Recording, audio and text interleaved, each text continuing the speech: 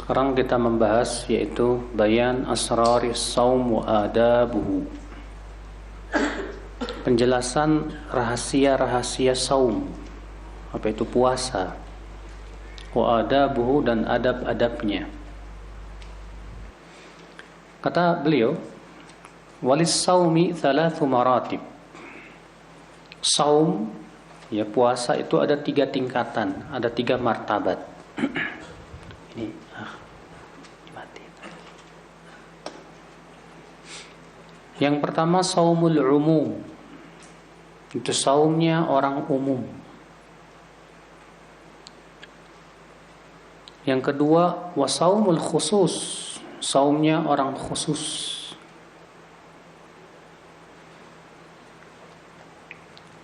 Yang ketiga wasaumu khususil khusus, saumnya khususnya khusus.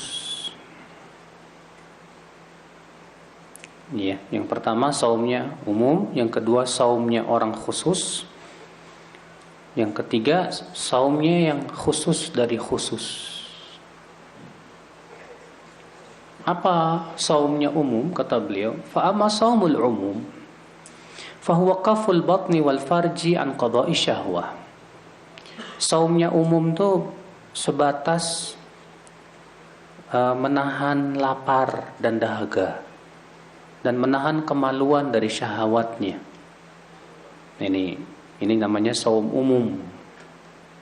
Ya. Di mana dia hanya sebatas enggak makan, enggak minum, nggak jima, dah selesai. Wa amma saumul khusus, kalau saumnya orang khusus gimana? Fa huwa kafun nadhar wal lisan wal yad wal rijl was sam' wal basar wasairil jawarih 'anil atham.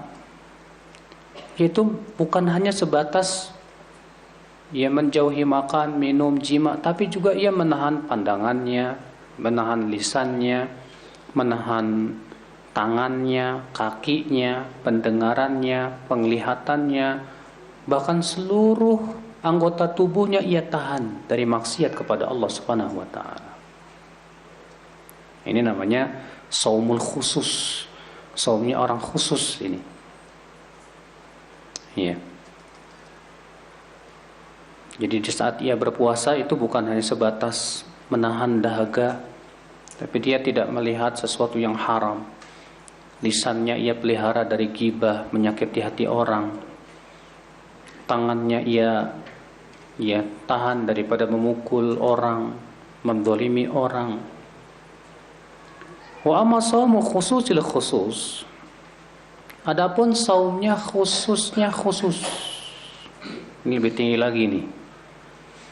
فهو صوم القلب عن الهمم الدنيئة والأفكار المبعدة عن الله تعالى وكفه عما سوى الله تعالى بالكلية. Yaitu puasanya, saumnya hati kita dari niat-niat jelek, dari pemikiran-pemikiran yang bisa menjauhkan kita dari Allah Subhanahu wa taala. Demikian pula mencegah dari semua selain Allah secara total. Ini susah banget nih, Pak. Iya.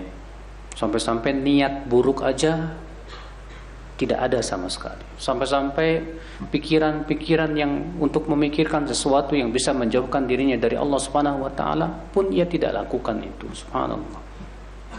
Ini berat.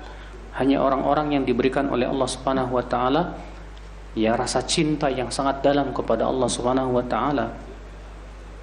Ya, mungkin kalau kita paling banter yang kedua ini. Ini pun yang kedua tetap susah juga gitu. Ya, saumul khusus, saumnya orang khusus itu. Kemudian beliau menyebutkan adab saumul khusus. Famin adabi saumil khusus. Adapun adab-adab saumul khusus apa itu? Yang pertama ghaddul basar, yaitu menundukkan pandangan. Dan menundukkan pandangan ini masya Allah ya akhi, faidah untuk hati itu besar sekali ya. Karena orang yang berhasil menundukkan pandangannya, insya Allah dia akan bisa menjaga pikirannya, insya Allah. Karena biasanya ya, dari pandangan mata itu akan muncul pikiran. Dari pikiran itu akan muncul niat biasanya. Ketika antum misalnya melihat ya ada akhwat cantik, masya Allah, dan antum tidak tundukkan mata antum, jadi pikiran, ngebayangin andai dia jadi milik saya, gitu kan? Ya. Akhirnya apa? Kalau dipikirin aja jadi niat. Pengen ngedeketin ya. Nomor HP-nya berapa ya? Cari Facebook-nya lah dan yang lainnya. Kalau sudah niatnya kuat, bisa berbentuk apa? Perbuatan. Makanya orang yang menahan pandangannya, ia akan bisa menjaga pikirannya. Dan orang yang bisa menjaga pikirannya, ia akan bisa menjaga niatnya, Pak. Dan orang yang bisa menjaga niatnya, ia akan bisa menjaga perbuatannya. Oleh karena itulah ya, Al-Imam Ibnu Qayyim rahimahullah dalam kitab Miftah Dari Sa'adah berkata apa? Aslu kulli khairin wa aslu kulli syarr al-fikru. Asal segala kebaikan dan keburukan itu pikiran. Dari pikiran dulu biasanya, Pak. Seorang istri ketika melihat suaminya nih, kok suami saya ini kok banyak kekurangannya, akhirnya dipikirin aja kekurangan suaminya itu. Lama-lama cintanya berkurang. Muncul niat ingin memaksiatinya. Udahlah, saya nggak mau taat lagi sama dia. Lama-lama setan masuk. Udahlah, kamu cari aja. Cari, kamu kan ya udah bukan level dia lagi. Kamu tuh levelnya ustadz. Waduh, ya. Mulai itu. Nah, ini mengerikan saudara-saudaraku sekalian. Maka kata beliau, adab saumul khusus yang pertama itu menundukkan pandangan, Pak. Dan untuk menundukkan pandangan ini terkadang beratnya minta ampun, Pak. Ya. Karena yang namanya laki-laki ya tahu sendirilah. Ya, kecondongan kepada wanita itu berat sekali. Makanya Rasulullah SAW mengatakan, "Ma taraktu ba'di fitnatan hiya adharu 'ala rijali minan nisa." Tidaklah aku tinggalkan fitnah yang paling berbahaya untuk laki-laki dari wanita. Iya. Maka supaya kita bisa menundukkan pandangan, coba kita rayu diri kita, Pak. Pas ngelihat akhwat cantik, kita langsung berpikir bidadari surga lebih cantik. Iya. Pas ngelihat akhwat yang cantik, kita langsung berpikir, ya Allahu a'lam. Parasnya cantik, saya tidak tahu akhlaknya cantik apa tidak. Kalau kita rayu diri kita, insya Allah kita bisa. Tapi kalau yang kita pikirkan kenikmatannya doang, syahwatnya, sulit sekali. Ya, untuk menundukkan pandangan itu. Maka kata Al-Imam Ibnu Qayyim, orang yang selalu menundukkan pandangannya dari perkara yang haram, Allah gantikan dengan yang lebih dari itu. Allah gantikan dengan kesejukan pandangan. Allah jadikan tajam pemahamannya. Allah berikan hafalannya yang kuat. Beda dengan orang yang matanya jelalatan. Iya. Akhirnya apa? Akhirnya hatinya pun tidak bisa terjaga. Orang kalau matanya itu tidak bisa dijaga, hatinya pun tidak bisa dijaga. Kalau hatinya sudah tidak bisa dijaga, sulit sekali untuk mempertahankan, ya, supaya imannya tidak turun, itu sulit sekali. Akhul Islam azani Allah wa iyyakum. Kemudian adab yang kedua kata beliau, wa hifdzul lisan amma yu'dhi min kalamin muharramin aw makruhin aw ma la yufidu wa hirasatu baqil jawarih, yaitu menjaga lisan dari ucapan-ucapan yang haram atau makruh, atau ucapan yang tidak ada manfaatnya. Yang haram contohnya apa? Ghibah, Contohnya lagi apa? Nyakitin hati orang. Kadang kita ini Pak, ngomong tuh nggak mikir dulu, ceplos saja. Apalagi kalau lagi bercanda ya. Seringkali kalau kita bercanda itu nggak memikirkan akibatnya, hanya sebatas berpikir, ini kan cuma bercanda. Kita bercanda ya bercanda, tapi akhirnya hati orang jadi sakit hati dan yang lainnya gimana? Maka dari itu ya akhi, hati-hati. Imam Syafi'i mengatakan, man arada an yatakallam, siapapun yang ingin berbicara falyatafakkar, hendaklah ia pikirkan dulu sebelum ia berbicara. Ya. Makanya kata sebagian ulama, kalau kita berbicara hendaknya hati kita itu di belakang lisan kita.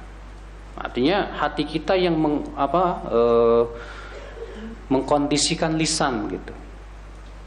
Jangan sampai lisannya itu di belakang hati kita. Ya, setelah kita ngomong baru mikir.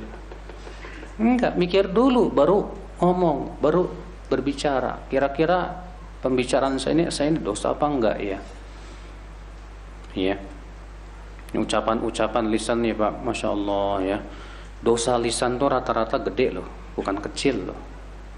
Ghibah dosa besar, nyakitin hati orang dosa besar, dusta dosa lisan bukan? Dosa besar, berkata tanpa ilmu, apalagi ini. Ya.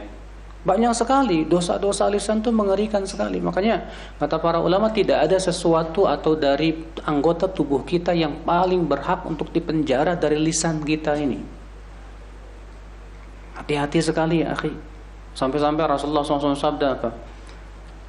Kata Rasulullah, innal abda la yatakallam bi kalimatin min sakhatillah la yulqi biha balan yahwi bi fi nari jahannam 70 kharifan. Seorang hamba mengucapkan kata-kata yang ia anggap remeh, sementara itu dimurkai oleh Allah Subhanahu wa taala.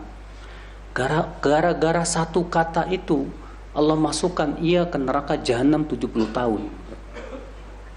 Gara-gara satu kata. Makanya penting sekali ya, mempuasakan atau mensaumkan lisan supaya tidak seenaknya ngomong, itu penting sekali. Hifdzul lisan ini. Setidaknya Pak, menjaga lisan dari ucapan yang enggak ada manfaatnya deh. Kalau kita ngomong misalnya sesuatu, terkadang ya seringnya sih bercanda. Ya bercanda sih ya silahkan saja. Cuman kalau misalnya kita sering ngobrolin sesuatu yang gak ada manfaatnya, itu lama-lama akan menarik kepada sesuatu yang makruh atau bahkan yang haram. Sementara Allah Subhanahu wa taala yang menganjurkan kita untuk meninggalkan segala sesuatu yang gak ada manfaatnya. Allah mengatakan, qad aflahal mu'minun alladzina hum fi salatihim khashi'un walladzina hum 'anil laghwi mu'ridun. Sungguh telah beruntung orang yang beriman itu. Siapa dia? Yaitu orang yang khusyuk dalam solatnya. Siapa lagi? Yaitu orang yang berpaling dari perkara yang sia-sia. Subhanallah. Ya, upayakan deh Pak, yang kita ucapkan ini bermanfaat dan bernilai pahala di sisi Allah Subhanahu wa taala kalau kita bisa. Ya. Kemudian adab selanjutnya kata beliau, wa hirasatu baqil jawarih. Dan menjaga anggota tubuh yang lainnya dari perbuatan yang haram dan sia-sia. Fil hadits min riwayat al-Bukhari anna an-nabiy sallallahu alaihi wasallam qala man lam yada' qawl az-zur wal 'amal bih falaysa lillahi hajatun fi an yada'a ta'amahu wa syarabah. Dan dalam riwayat Bukhari, Rasulullah sallallahu alaihi wasallam bersabda, siapa yang tidak meninggalkan berkata dusta dan terus-menerus mengamalkannya, maka Allah enggak butuh sama saumnya, enggak sama puasanya itu. Dia tinggalkan makan, dia tinggalkan minum, tapi lisannya tetap aja ngomongin orang, lisannya suka berdusta, lisannya, Masya Allah. Bagaimana Allah akan terima ya saum orang seperti ini? Karena tujuan saum itu Pak bukan sebatas menahan daripada lapar. Tapi tujuan saum yang hakiki adalah melatih supaya yang lain juga ikut saum. Mata kita, telinga kita, lisan kita, tangan kita, semuanya. Wa min adabi, di antara adab-adab saum juga kata beliau, alla yamtali'a minat ta'am fil lail bal ya'kulu bimiqdar. Di waktu malam jangan tuh perutnya jangan penuh sama makanan. Tapi hendaklah ia makan dengan kadarnya. Apalagi kalau di bulan Ramadan nih banyak ya orang-orang itu kalau malam-malam tuh jadi apa ya pembalasan. Ya. Kalau lagi buka puasa nih di depannya ada kolang-kaling, ada apa? Ya makanan semua kumpul, belum lagi yang siang tadi diumpetin. Ya. Makan semuanya, sebelum tarawih udah kenyang bener. Pak salat tarawih, nah di situ Pak ngantuknya minta ampun. Ya, imam baca qul huwallahu ahad aja lama amat ini. Gara-gara apa? Ya salah dia. Seharusnya ketika berbuka puasa itu jangan kenyang-kenyang, jangan. Supaya kita ada persiapan nih untuk salat tarawih. Ya. Ikhwata Islam azani Allah wa iyyakum. Fa innahu ma mala ibnu Adam wi'an syarran min batnih. Karena kata beliau tidaklah manusia memenuhi bejana yang lebih buruk daripada perutnya sendiri. Dan hadis ini sebetulnya hadis dikeluarkan oleh Imam Ahmad dalam musnadnya, ya, di mana Rasulullah SAW sabda, ma mala'a adamiyun wi'an syarram min batnihi bihasbi ibni Adam luqaimat yuqimna sulbah. Tidaklah anak Adam memenuhi bejana yang lebih buruk daripada perutnya sendiri, kata Rasulullah. Cukuplah beberapa suap saja untuk ia menegakkan tulang rusuknya. Tapi kalau ia mau makan juga, kata Rasulullah, sepertiga untuk makan, sepertiga untuk minum, sepertiga untuk apa? Untuk nafas. Ya. Cuma masalahnya sepertiga antum mana nggak tahu gimana. Ada ikhwan nih datang ke saya, alhamdulillah Ustaz, saya sepertiga bakso, sepertiga mie ayam. Astagfirullah. Kok begitu cara pengaturannya?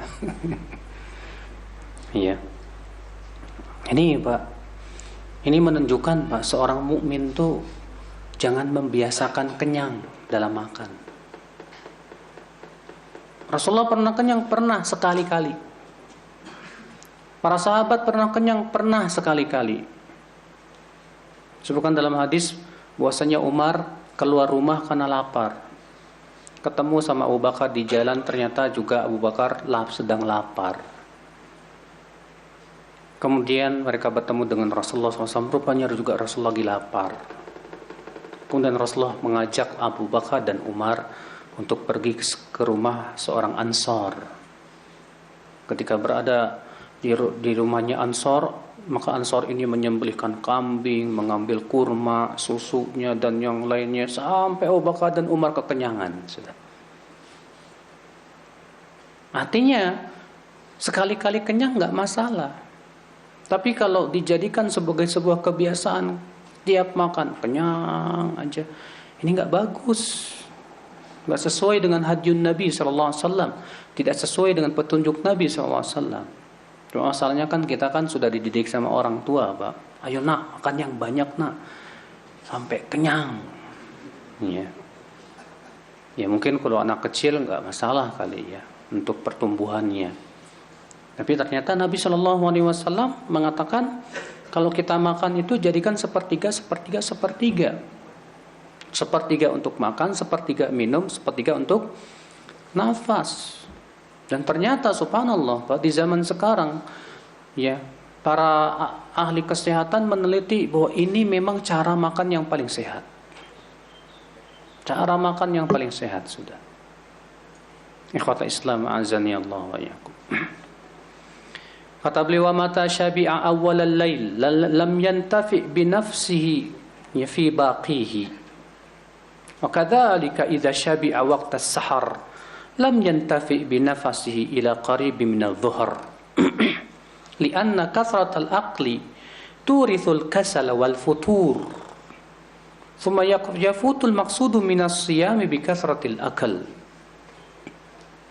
Kata beliau, jika ia kenyang di awal malam, maka di malam itu biasanya ia sulit untuk ibadah, Pak.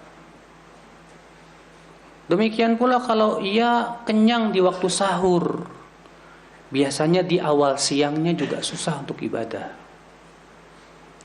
Kenapa? Kata beliau, karena banyak makan itu seringkali menimbulkan kemalasan dan futur. Memang benar sih. Orang banyak makan, Pak, biasanya cepat ngantuk. Badannya berat, akhirnya males. Baca Quran sedikit, kerasanya banyak. Sholat, ya cuma baca sabihis, kayaknya baca amayata sa'alun.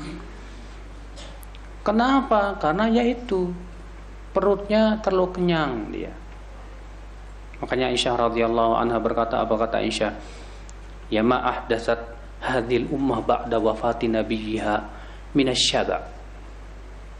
Tidaklah umat ini mengada-ngada setelah Rasulullah wafat dari kenyang terus. Fa innar rajul idza syabi'a qawiyat syahwatuhu. Sebab orang kalau sudah kenyang terus, kuat syahwatnya. Akhirnya apa coba? Lemah ibadahnya, malas-malesan dia. Maka dari itulah saudara-saudaraku sekalian, Nabi Shallallahu Alaihi Wasallam menganjurkan umatnya untuk banyak-banyak puasa sunnah. Nih apalagi yang jomblo nih, yang belum pada nikah. Ya, Nabi sangat menekankan untuk para jomblo, ya, untuk banyak-banyak saum. Kita lanjutkan. Kata beliau, kemudian maksud tujuan dari saum itu menjadi terluput dengan banyaknya makan. Li'anna al-murada minhu an yadhuqa ta'mal ju', karena tujuan saum itu merasakan nikmatnya lapar. Lapar nikmat enggak, Pak? Yang bukan nikmat sih sebetulnya. Ya kalau kita lagi puasa, ya apalagi yang enggak biasa puasa, lapar banget, kayaknya tersiksa banget gitu loh. Tapi kalau kita pikir-pikir ya, kalau kita lagi saum, lagi lapar, itu banyak sekali manfaatnya, Pak. Orang yang lagi lapar itu biasanya lagi saum itu, lagi puasa itu ya, rata-rata ia lebih dekat kepada Allah, Pak. Orang yang lagi saum itu lebih jauh dari maksiat, Pak. Kenapa? Karena syahwatnya dikurangi itu. Orang yang lagi saum itu biasanya hatinya lebih lembut dan lebih halus, mudah menangis dan yang lainnya. Makanya kalau orang yang saum, jangan mikirin beratnya saum, jangan.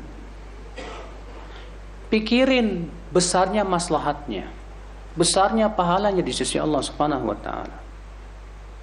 Al-Imam Ibnu Qayyim rahimahullah ketika menafsirkan firman Allah Subhanahu wa taala dalam surat Al-Baqarah, au kasayyibim minas samaa'i fihi dhulumatu wa ra'du wa barq, atau seperti air hujan yang turun dari langit, di dalamnya ada kegelapan, ada petir dan halilintar, ada kilat dan halilintar. Kata Ibnu Qayyim, Allah Subhanahu wa taala mengumpamakan wahyu dari langit itu seperti air hujan. Di sana ada perintah, di sana ada larangan, di sana ada sesuatu yang memberatkan. Itu seperti kegelapan, kilat, halilintar.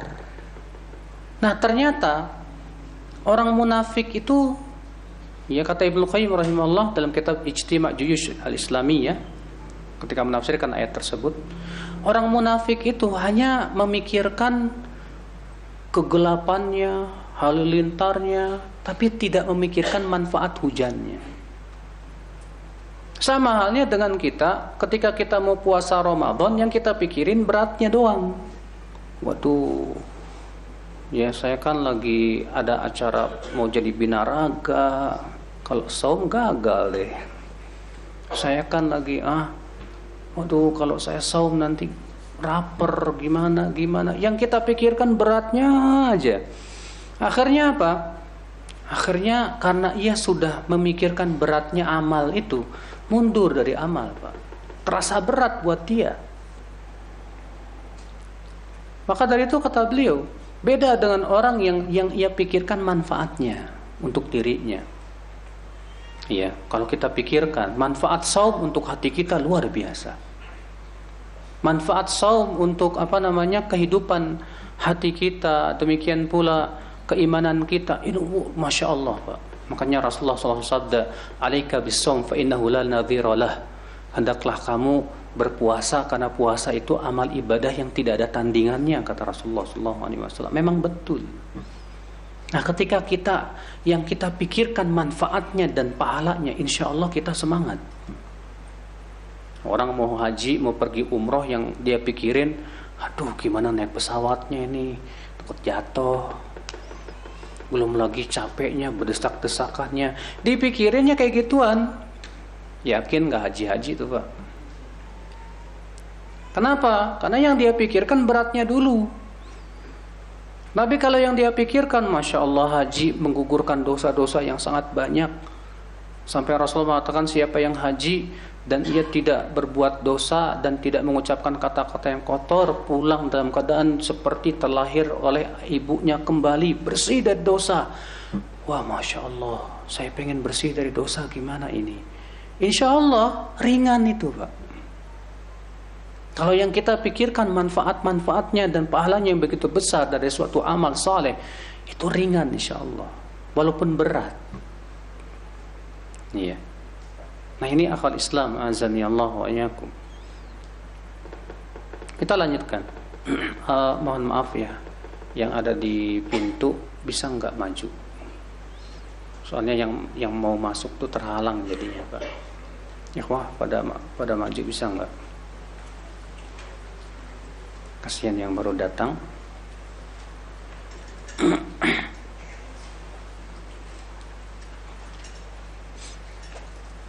Baik, kita lanjutkan.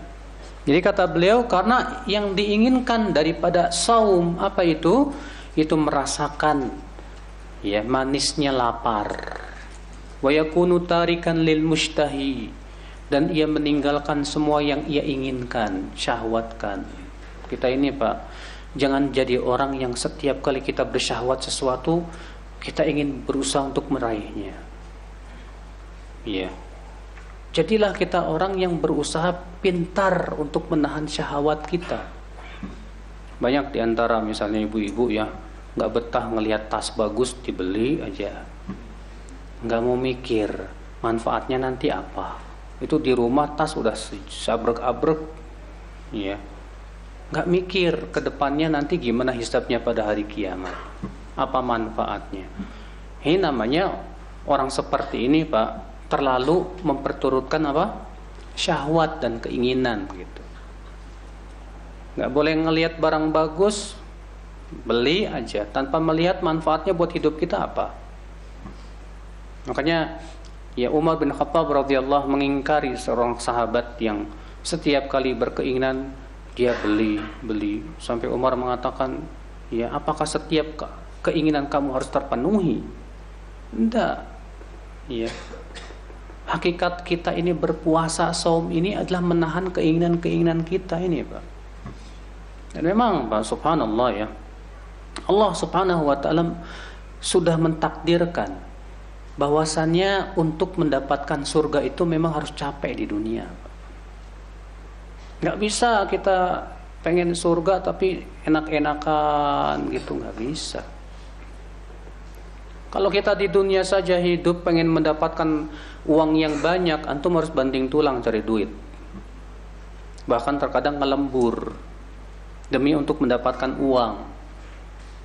Apalagi untuk mendapatkan surga. Surga itu masya Allah seluas langit dan bumi, lebih baik daripada dunia dan seisinya, jauh. Masa kita akan mencarinya dengan berleha-leha? Tidak. Harus sungguh-sungguh ikhwatul Islam, azani Allah wa iyyakum. Kemudian beliau akan menyebutkan tentang saum tatawwu, yaitu saum sunnah. Fa amma saumut tatawwu, adapun saum tatawwu, saum sunnah, fa'lam anna istihbab as-saum yata'akkad fil ayyamil fadilah. Ketahuilah bahwa disunnahkannya saum sunnah itu menjadi semakin ditekankan bila bertepatan dengan waktu-waktu yang utama. Iya. Jika bertepatan dengan waktu-waktu yang utama, maka sangat ditekankan sekali kita untuk bersaum, berpuasa. Wa fawadilul ayyam ba'daha yujad fi kulli sanah. Kasiyami sanati ayyamin syawal ba'da Ramadan wa kasiyami yaumi Arafah wa yaumi Ashura wa ashri Dzulhijjah wal Muharram.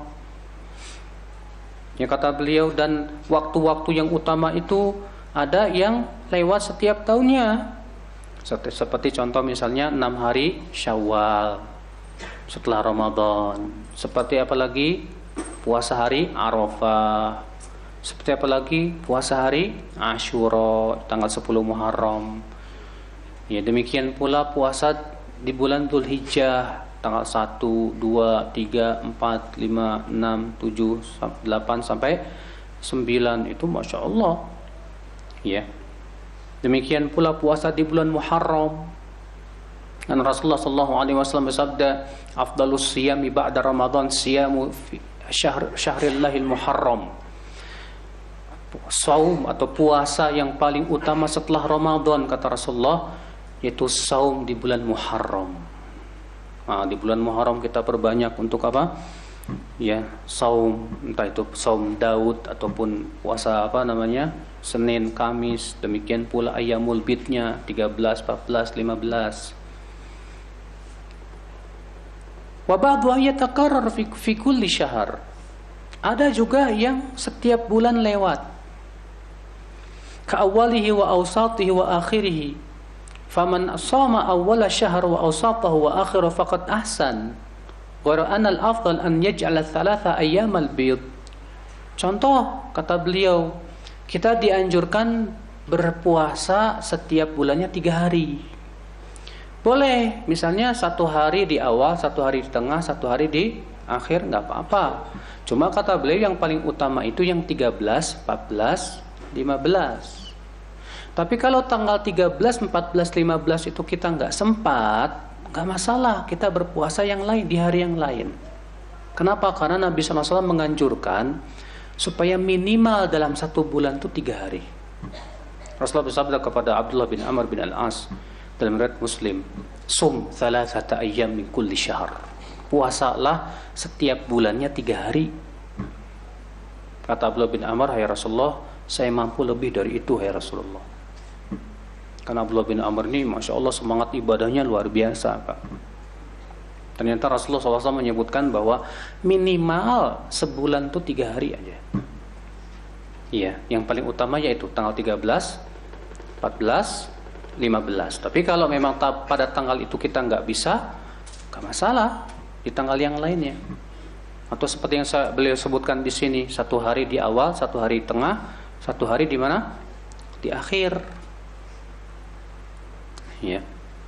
Wa ba'duha yatakarrar fi kulli usbu'.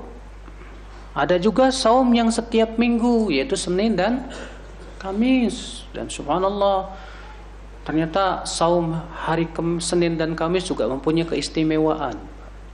Disebut dalam hadis bahwa setiap hari Senin dan Kamis amalan hamba itu akan ditampakkan kepada Allah Subhanahu wa taala.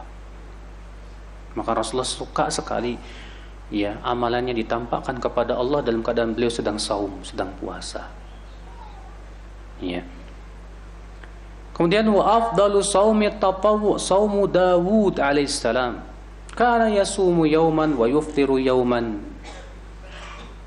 Kata beliau, dan saum sunnah yang paling utama itu saumnya Dawud alaihissalatu wassalam. Yaitu sehari puasa, sehari tidak. Sehari puasa, sehari tidak. Ya. Wadzalika yajma'u thalathata ma'an. Karena kata beliau, kenapa sih saum Daud, puasa Daud itu paling utama? Karena memiliki 3 makna dalam puasa Daud itu. Ahaduha anna an-nafsa tu'ti yawm al-fitr haddaha wa tastawfi fi yawmi saum ta'abbudaha. Ya. Wa fi dzalika jam'un baina ma laha wa ma 'alaiha. Karena kata beliau, di hari dia tidak puasa, maka ia memberikan kenikmatan kepada tubuhnya. Ketika dia puasa, itu hari dia untuk beribadah dan menjauhkan dirinya dari apa? Syahwatnya. Sehingga itu adil. Ya. Wa tsani anna yaumal aqli yaumash syukur wa yaumas shaum yaumus sabr. Makna yang kedua, hari yang kita itu tidak berpuasa, di mana kita nikmat bisa makan, itu adalah hari-hari syukur. Karena kan setiap makan yang kita makan wajib disyukuri tidak? Wajib disyukuri, Pak. Nasi yang kita makan dan semua yang kita makan wajib disyukuri itu. Maka kalau di hari kita tidak makan, di saat itu kita harus bersyukur kepada Allah Subhanahu wa taala. Dan di hari kita sedang puasa, di saat itu kita harus sabar. Ya. Sedangkan iman itu hanya 2. Kalau enggak syukur, ya sabar. Makanya Rasulullah SAW sabda, "Ajaban li amril mu'min, inna amrahu kullahu khair." Kagum aku terhadap seorang mukmin itu hidupnya. Karena urusan mukmin itu semuanya baik, kata Rasulullah. In asabatu sarra syakar. Kalau dikasih kesenangan oleh Allah, dia bersyukur kepada Allah. Fakana khairal lah, maka itu menjadi kebaikan buat dia. Wa in asabathu dharra sabar. Kalau ia ditimpa kesusahan, sabar. Fakana khairal lah. Itu pun jadi kebaikan buat dia.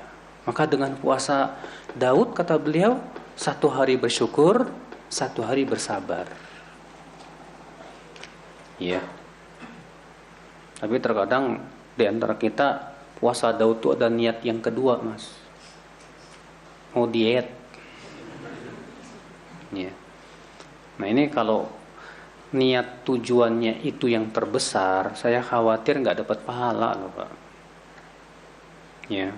Makanya Imam As-Suyuti rahimahullah mengatakan dalam kitab Al-Ashbah wan Nadhair, ya, bahwa orang yang haji niatnya 2. Niat karena Allah, tapi juga ada niat selain karena Allah.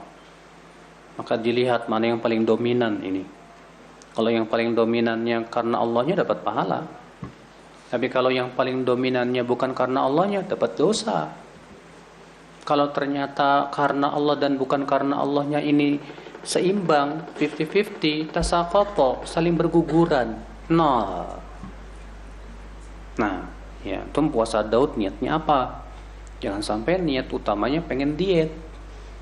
Akhirnya bukan dapat pahala di sisi Allah Subhanahu wa taala sama sekali. Iya. Wasalis, makna yang ketiga, kenapa puasa Daud itu yang paling utama? Annahu asyaqqu 'ala an-nafsi fil mujahadah. Karena itu yang paling berat, Pak, untuk jiwa kita. Lianna kullama anisat bihalatin naqalat anha. Karena setiap kali kita sudah mulai merasakan nikmat, ternyata dipindahkan kepada disuruh sabar. 1 hari makan, lagi enak makan, besok harus puasa, disuruh sabar lagi. Besoknya makan lagi enak, disuruh sabar lagi. Sehingga akhirnya apa yang terjadi? Kita jadi orang yang tidak tergantung sama kuliner. Beda kalau orang yang senangnya kuliner, Pak, mikirnya kuliner aja, itu nggak bakalan kepikiran puasa biasanya. Hari ini kuliner di mana ya? Apalagi di Bandung nih tempat kuliner, masya Allah, Pak. Ya, banyak banget. Ya, ikhwatul Islam, azan ya Allah wa iyyakum.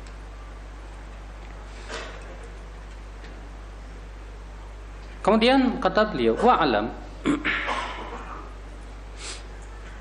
anna man ruziqa fitnah alimal maqsuda bis-shaum. Ketahuilah bahwa orang yang diberikan oleh Allah rezeki kecerdasan, dia akan tahu maksud tujuan daripada saum puasa itu. Nih, buat orang yang cerdas. Iya. Jadi orang cerdas itu Pak, orang yang bisa menggunakan akal pikirannya untuk kebaikan, tuh orang cerdas tuh Pak. Orang cerdas tuh bukan hanya sebatas matematikanya 10, IQ-nya 150, ya, fisikanya wah hebat. Bukan itu cerdas yang hakiki. Cerdas yang hakiki itu dia gunakan akal pikirannya untuk setiap kebaikan. Itu baru orang cerdas. Makanya Rasulullah SAW ketika menyebutkan tentang orang yang cerdas, ya, siapa yang orang cerdas itu? Orang yang banyak ingat kematian, tahu bahwa dirinya akan meninggal dunia, akan kembali kepada Allah, tidak akan lama dia hidup di dunia. Itu orang cerdas. Maka kata beliau, orang yang diberikan rezeki kecerdasan, dia akan tahu apa sih tujuannya saum itu. Apa maksud Allah mensyariatkan ibadah apa? Saum. Fahamala nafsahu qadra ma la yu'jizu amal amma huwa afdal minhu. Maka dia akan membawa dirinya kepada sesuatu yang tidak membuat melalaikan yang lebih utama darinya. Iya. Maksudnya apa? Taib, antum pengen puasa nih, tapi masalahnya antum ada kewajiban lain. Misal, antum dosen, gara-gara puasa nggak bisa ngajar dengan maksimal karena lemes. Akhirnya apa? Ngajarnya juga lemes, menyampaikan ilmunya juga asal-asalan. Gara-gara apa? Saum. Sementara antum sudah diamanahkan untuk mengajarkan ilmu tersebut. Gimana ini Ustaz? Pilih mana ini? Pilih ngajar apa pilih puasa sunnah ya? Kita katakan mana yang lebih wajib? Melaksanakan amanah atau puasa sunnah? Tentu kita katakan melaksanakan amanah wajib. Gara-gara antum puasa sunnah, antum akhirnya malah lemah dari mencari nafkah yang Allah wajibkan. Sebagai seorang suami kan wajib cari apa? Nafkah. Sementara antum cari nafkahnya ternyata butuh tenaga yang kuat. Gara-gara puasa sunnah akhirnya nggak bisa cari nafkah, susah. Orang yang cerdas mikir, mana yang lebih wajib buat saya? Cari nafkah atau puasa sunnah? Kalau nggak bisa digabung dua-duanya, kalau dua-duanya bisa digabung, alhamdulillah. Tapi masalahnya terkadang tidak bisa digabung dua-duanya. Maka lihat mana yang paling wajib, ambil yang wajib. Ya, jangan demi yang mengejar yang sunnah melalaikan apa? Yang wajib. Demikian pula yang sunnah ini bertingkat-tingkat nih Pak.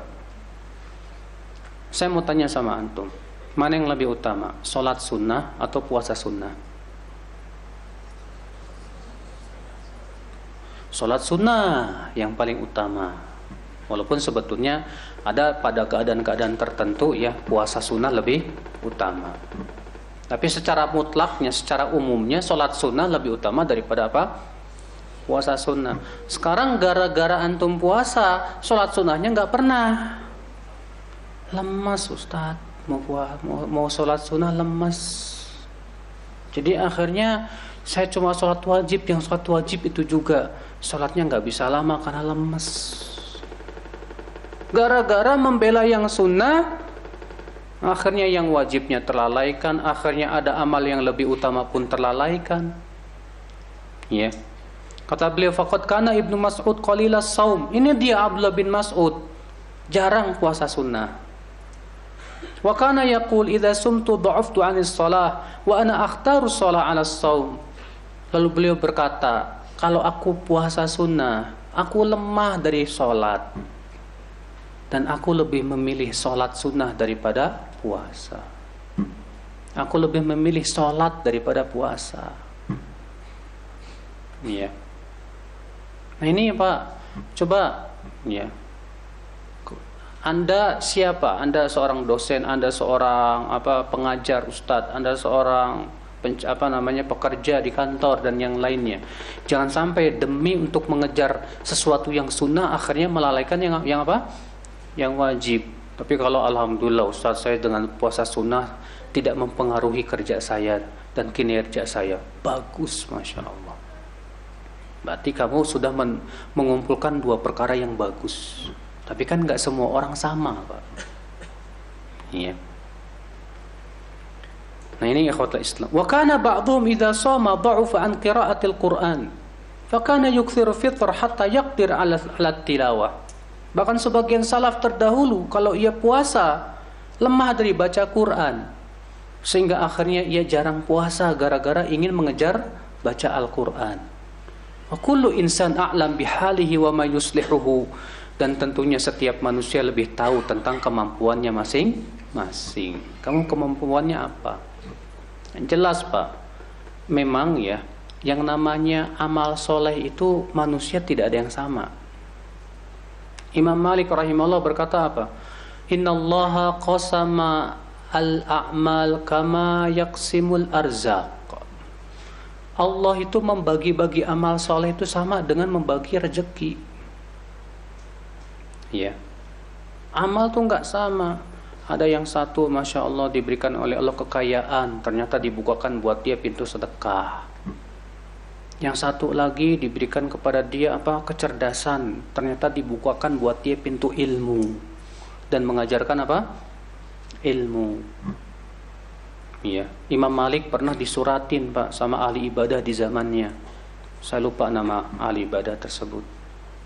Apa isi suratnya? Aku mendengar kamu ini terlalu sibuk dengan mengajarkan ilmu. Lebih baik kamu sibukkan dengan beramal soleh dan beribadah. Kata ahli ibadah ini. Apa kata Imam Malik?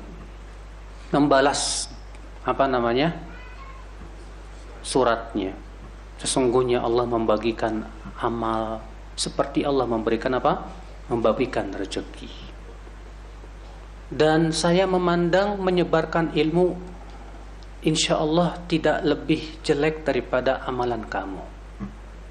Dan saya merasa puas dengan pemberian Allah berupa ilmu kepada saya. Dan semoga semua kita di atas kebaikan.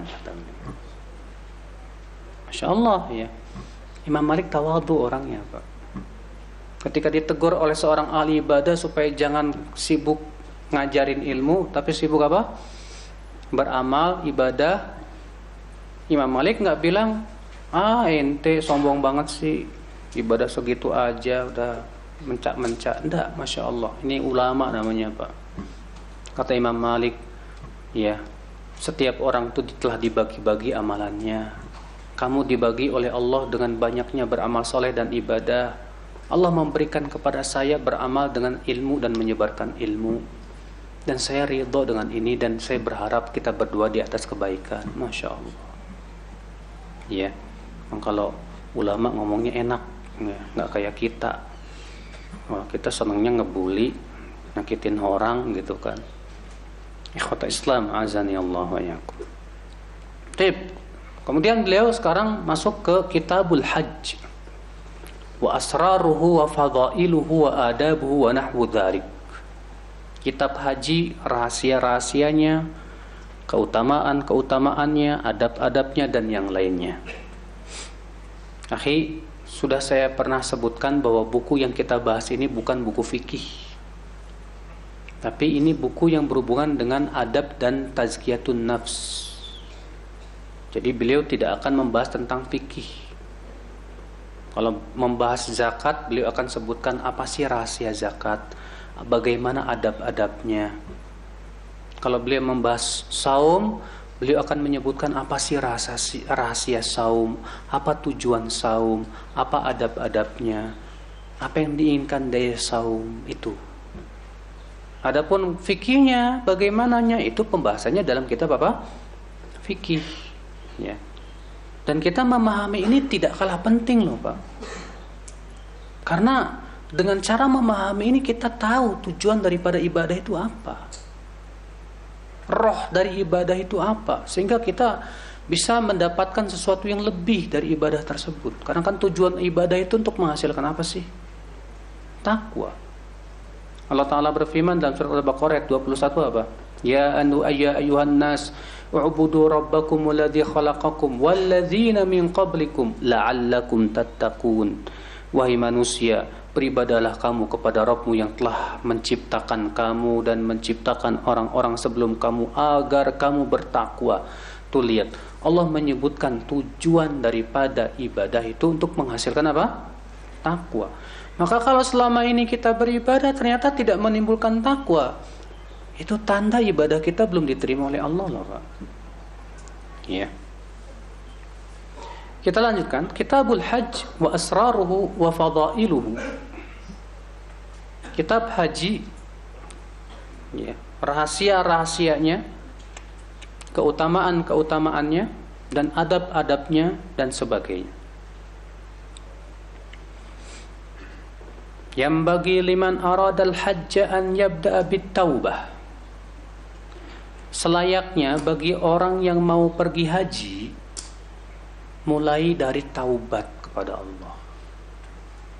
Taubat kepada Allah Subhanahu wa taala. Jangan sampai tujuan hajinya biar dapat apa? Gelar. Dipanggil Pak Haji. Iya. Mulai dari taubat dulu. Minta ampun kepada Allah agar Allah Subhanahu wa taala betul-betul maafkan kita setelah haji kita selesai dari dosa. Waraddul madzalim, mengembalikan kezaliman. Kalau kita pernah ngambil hak orang, kita kembalikan. Kalau kita pernah menyakiti hati orang, kita minta maaf. Iya. Jadi minta maaf itu Pak, kalau kita itu apa? Memang punya salah. Ini terkadang kita baru ketemu aja udah maaf. Maafin saya ya. Kayaknya baru sekarang ketemu, salah apa ya kamu sama saya? Ya, minta maaf itu disyariatkan kalau kita punya salah kepada orang lain. Ya. Wa qada'ud duyun. Kemudian juga sebelum haji, ingat-ingat pernah punya utang apa enggak, tuh bayar utangnya. Ya. Wa idadun nafaqah likulli man talzamuhu nafaqatuhu ila waqtir ruju'. Demikian pula mempersiapkan nafkah nih buat keluarga yang akan kita tinggalkan ya sampai kita pulang. Wa yaruddu ma indahum minal wada'i, kalau ada titipan yang orang nitip ke kita, kembalikan. Nah ini yang kata beliau adab yang pertama nih bagi mereka yang mau pergi apa? Haji. Wa yastashibu minal malil halal ma yakfihi lidhahabihi wa ruju'ihi min ghairi taqtir ala wajhin yumkinuhu ma'ahu tawassu fi zat wa rifq bil fuqara. Dan sangat disukai untuk membawa harta yang halal itu yang cukup gitu loh untuk pergi dan pulang ya, bahkan kalau bisa lebih supaya kita selama haji juga bisa membantu orang susah ya. Nah ini wistashabu ma yuslihu kasiwak wal musht wal mir'ah wal mikhalah. Kalau pergi haji jangan lupa juga bawa alat-alat seperti apa? Seperti siwak. Ya, seperti sisir. Nih selama haji enggak pernah nyisir. Kecuali ya kalau memang botak ya enggak masalah Pak, nyisirnya susah. Demikian pula jangan lupa untuk melaksanakan sunnah bercelak kata beliau. Ya karena kan kalau orang kalau lagi safar, kalau zaman dulu kan orang kalau lagi safar tuh ya kelihatan banget rambutnya kusut, pakaiannya berdebu dan yang lainnya. Di zaman sekarang juga kalau antum misalnya naik pesawat 9 jam di atas pesawat gitu, pasti rambutnya kusut, ya, kucel dan yang lainnya. Nah, kata beliau dengan membawa alat-alat seperti ini, setidaknya kita bisa apa? Ya, tidak rambutnya enggak kusut dan yang lainnya. Wa yatasaddaq bi syai'in qabla khuruji, kalau bisa sebelum keluar haji sedekahlah dulu. Iya. Ini dikiaskan kepada anjuran berhaji sebelum bertanya kepada Rasulullah sallallahu alaihi wasallam, disebutkan dalam surat Al-Mujadilah itu. Iya. Ikhwatal Islam azani Allah wa iyyakum. Kemudian kata beliau, wa yanbaghi an yaltamisa rafiqan salihan muhibban lil khair mu'inan alaih in nasiya dzakara wa in dzakara ana wa in dhaqa sadruhu sabbara. Yang lebih bagus lagi, kalau kamu pergi haji itu, cari teman yang soleh, yang suka kepada kebaikan, yang bisa membantu kita di atas kebaikan. Kalau kita lupa, dia ingatkan. Kalau kita ingat, dia bantu. Kalau kita lagi nggak sabaran, dia sabarkan hati kita. Masya Allah, kita butuh tuh. Makanya ibu-ibu dan bapak sekalian mau pergi haji nih, penting sekali. Coba cari travel yang Masya Allah, di sana banyak orang-orang solehnya, yang bisa kita juga bisa mengambil manfaat dari mereka, dari akhlak mereka, dari Masya Allah kesolehan mereka. Ya. Wal yu'ammir ar-rufaqa alaihim ahsanum khuluqan. Dan jangan lupa, ya, kalau kita pergi haji ini beberapa orang ada amirnya. Karena Nabi sallallahu alaihi wasallam menganjurkan demikian. Kalau kita safar itu harus ada amir safar. Nah, amirnya ini kalau bisa yang paling bagus akhlaknya. Wa arfaqum bil ashab, yang paling memperhatikan teman-temannya. Dia punya rasa tanggung jawab. Ya. Yang terkadang ya, kalau kita safar itu, Pak, baru ketahuan sifat-sifat kita loh, Pak. Antum kalau pengen tahu karakter diri sendiri, safar yang jauh deh. Atau antum berkemah 3 hari di suatu tempat yang sepi. Ya, biasanya akan terlihat tuh. Kalau antum lagi kemah ya, di hutan atau di mana gitu, kelihatan ada orang yang memang punya sifat membantu temannya, dia bantu temannya, ini Masya Allah kelihatan dia kepemimpinannya. Ada orangnya ngeluh aja, aduh susah, nggak ada WC, nggak ada ini, biasa enak, dikit-dikit ngeluh aja. Ada yang kerjaannya tidur aja. Kelihatan deh, Pak. Dengan adanya safar itu kelihatan. Memang benar banget ya. Ketika Umar bin Khattab radhiyallahu anhu, ada seorang laki-laki datang. Ya, kemudian Umar berkata, siapa yang mengenal orang ini? Lalu ada seorang laki-laki berkata, aku hai Umar. Kata Umar, kamu pernah bertetanggaan sama dia? Belum pernah. Pernah safar jauh sama dia? Belum pernah. Pernah bermuamalah sama dia? Enggak pernah juga. Kamu belum kenal dia. Artinya kalau orang sudah kenal tuh, kalau kita pernah safar sama dia nih, safar jauh, kenal kita. Ya, bagaimana sifatnya, karakternya. Demikian pula kita juga kalau pengen tahu karakter diri kita, silakan pergi jauh. Safar jauh atau seperti yang saya sudah sebutkan tadi. Coba antum camping aja. Memang camping sebetulnya ada manfaatnya juga untuk mendidik karakter kita sebetulnya. Ya, akan terlihat tuh karakter kita.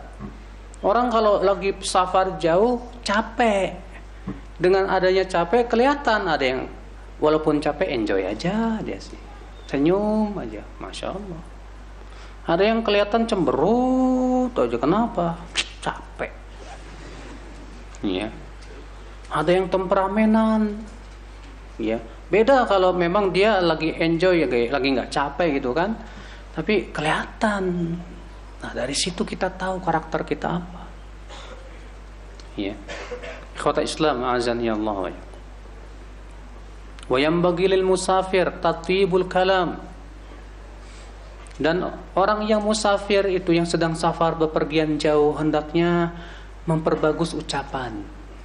Ucapannya itu yang bagus gitu. Wa it'amut ta'am, memberi makan. Wa idharu mahasinil akhlaq, dan memperlihatkan akhlak yang baik. Ya. Fa inna safar yukhriju khafayal batin. Karena kata beliau, bepergian safar itu bisa memperlihatkan sifat-sifat yang tersembunyi ya. Kalau zaman sekarang sih terkadang Pak, ya karena enak ya nggak kelihatan juga terkadang sih. Kalau zaman dulu kan Masya Allah yang namanya safar, naik onta berhari-hari melewati padang pasir dan yang lainnya, susahnya minta ampun. Zaman sekarang cuma naik pesawat 1 jam sampai, nggak kelihatan. Iya. Ikhwata Islam azani Allah wa iyyakum. Wa man kana fi safar alladhi huwa madhinnatu ad-dajr ya hasanal khuluq kana fil hadar ahsan khuluqan. Kalau ada orang dalam safar dalam keadaan capek apapun juga kelihatan akhlaknya tetap bagus. Biasanya dia kalau di rumahnya lebih bagus lagi Pak akhlaknya Pak. Betul. Ya, karena kalau tinggal di rumah nggak kelihatan bagaimana aslinya. Waqad qila idza athna ala rajul mu'amiluhu fil hadar wa rafaqa'uhu fis safar fala tashukku fi salahihi. Ada yang berkata begini, kalau seorang laki-laki dipuji oleh yang pertama ya bawahan-bawahannya yang kerja sama dia. Yang kedua dipuji oleh teman-temannya ketika safar. Maka kamu jangan meragukan lagi akan kesolehan orang ini. Biasanya kan kalau antum jadi bos seenaknya enggak kelihatan juga tuh.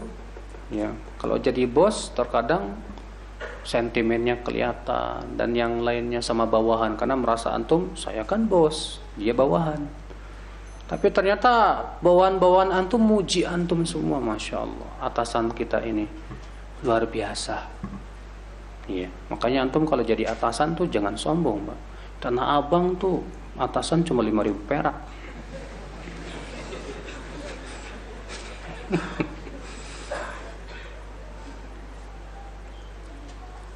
Wa yanbaghi lahu an yuwaddi' rufaqa'ahu wa ikhwanahu al-muqimin.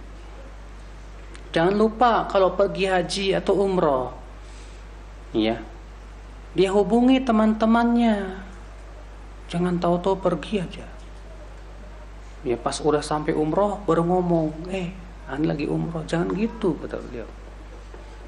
Wa yaltamisu ad'iyatahum, untuk mencari doa mereka. Barangkali doa mereka mustajab. Wa yaj'al khurujahu ya bukrata yaumil khamis, usahakan kalau pergi safar itu di hari Kamis pagi. Wal yasil fi manzilihi raq'at wal yusalli fi manzilihi raq'atain qabla al-khuruj minhu, sebelum keluar rumah usahakan salat 2 rakaat dulu. Karena disebutkan dalam hadis Nabi sallallahu alaihi wasallam bahwa Rasulullah sabda apa? 2 rakaat sebelum keluar rumah yang tamna'ani, mencegah dari apa? Ya su'ul makhraj, buruknya keluar. Dan 2 rakaat ketika masuk ke rumah mencegah dari buruknya tempat masuk. Jadi ada hadis dari Tirmidzi dan dihasankan oleh Syekh Albani rahimahullah juga, ya bahwa kalau kita masuk ke rumah bagus salat 2 rakaat. Kita mau keluar rumah bagusnya salat 2 rakaat. Ya. Tapi itu bukan amalan yang Nabi sallallahu alaihi wasallam amalkan secara apa? Rutin ya, sekali-kali aja. Wa yasta'mil al-ad'iyah wal adhkar al-ma'thurah 'inda khuruji min manzilihi wa fi rukubihi wa nuzuli. Dan jangan lupa membaca doa-doa dan zikir saat ia keluar rumah, saat ia naik kendaraan, ketika ia singgah di sebuah desa atau kampung orang. Itu penting ya, akhi. Ya, keluar rumah kita ucapkan apa? Bismillah tawakkaltu 'ala Allah la haula wala quwata illa billah. Ketika naik kendaraan kita baca apa? Subhanalladzi sakhkhara lana hadza. Disebutkan dalam hadis itu Nabi sallallahu alaihi wasallam ya ketika hendak naik membaca bismillah, kemudian ketika telah duduk beliau mengucapkan apa? Alhamdulillah. Subhanalladzi sakhkhara lana hadza wa ma kunna lahu muqrinin wa inna ila rabbina lamunqalibun. Alhamdulillah, alhamdulillah, alhamdulillah.